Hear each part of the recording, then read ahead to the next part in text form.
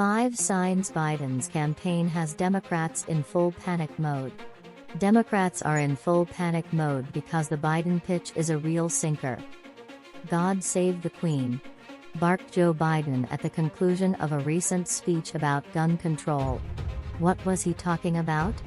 No one has any idea, probably least of all Biden. This is the man Democrats want to run for another 4 years in the Oval Office. It's one thing to tumble over words or sandbags, as the president has recently done. It's another to fly off into mental outer space. Surely someone is going to step in before November 2024 and end this charade. Chances are, that won't be the Democratic National Committee, which is scrambling to make sure Uncle Joe gets another 4 years. Given Biden's approval ratings and recent performance, it won't be easy. Here are 5 signs that Democrats are in full panic mode and that the Biden pitch is a real sinker. First, the DNC has called in its big media allies to trash Robert F. Kennedy Jr., a long-shot candidate vying for the Democrat nomination. The coordinated cascade of negative news article about the Democrat wannabe is almost funny. Rolling Stone's take, RFK Jr. group has been cozying up to white supremacists. The New York Times, Robert Kennedy Jr., with Musk, pushes right-wing ideas and misinformation. The Washington Post piles on, Robert F. Kennedy Jr. tests the conspiratorial appetite of Democrats. Get the idea? Not only is RFK Jr. a nut job, spreading vile vaccine misinformation, he's also a closet conservative and possibly a white supremacist. How has the most prominent descendant of Democrats' favorite president come under such attack? By daring to challenge Joe Biden, and ascending in the polls.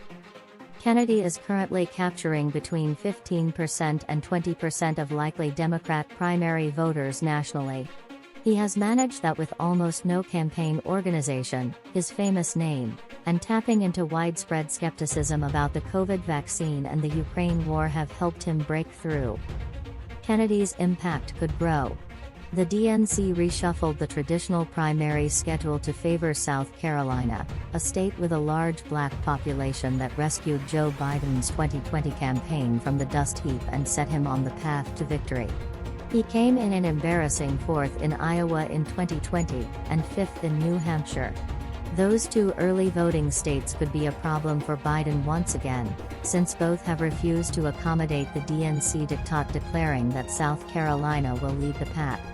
It's possible Biden will have to remove his name from the ballot in both states, according Kennedy a prominent win and helpful headlines early on.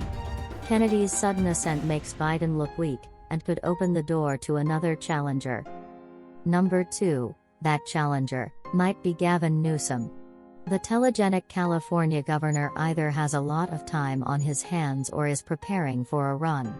He has orchestrated a major media blitz, even showing up on Sean Hannity's Fox News show, not the normal launch pad for blue state liberals. He has also engaged in a made-for-headlines feud with Florida Governor Ron DeSantis, given that Florida's record on every front crushes that of California. Comparison seems fruitless, but they do serve to garner national attention. Newsom is likely waiting for the moment that Democrats throw in the towel on Biden. He will be ready. Third, Democrats are waging a hot war against No Labels, a centrist group aiming to put forward a slate of moderate candidates, 1 Democrat and 1 Republican, in case the 2024 election becomes a rerun of 2020, which voters do not want. Curiously, Democrats seem convinced that a Joe Manchin/Nikki Haley ticket, or some other pairing, will undermine Uncle Joe more than his GOP opponent, and they are working overtime to shut it down.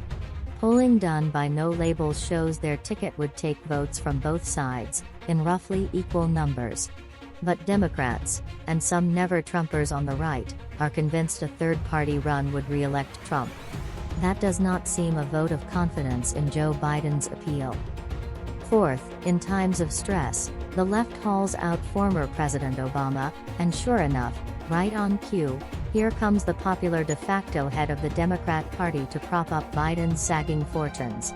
Obama emerged to accuse Republican Senator Tim Scott and former South Carolina Governor Nikki Haley, both running for the GOP nomination, for supposedly downplaying racism in the U.S. and, instead, presenting an overly hopeful message. Both candidates preach opportunity. Obama prefers the Democrat-friendly theme of victimhood. Obama also arranged an interview with CNN's Christiane Amanpour to discuss the state of democracy that will air in coming days. My guess, Trump will be center stage. Why is Obama suddenly pinch hitting? Because he can articulate Biden's message better than the current occupant of the White House, and is more popular. Democrats need him. Finally, there is the campaign, which is faltering. Even the supportive Washington Post called Biden's effort to date a slow walk to re-election. He has yet to rent out space for a campaign office, hasn't hired a full staff, and, most worrisome for the candidate, not raised much money. The team, which still, unusually, lacks a national finance director, has not announced its initial fundraising numbers, which normally get a pop from the campaign announcement. So far the haul has been, according to the Post, extremely underwhelming. Biden's backers explain that the president does not need to get out front, that his campaign will gain steam when necessary. We can understand their reticence. Who wants to showcase a candidate who promises to build a railroad from the Pacific all the way across the Indian Ocean, as Biden recently did? But the longer Republican candidates get to define and slam Biden's record, and the greater opportunity they have to offer the country common-sense solutions to the problems that matter most, on the economy, the border, crime, the more voters will decide Biden does not deserve another 4 years.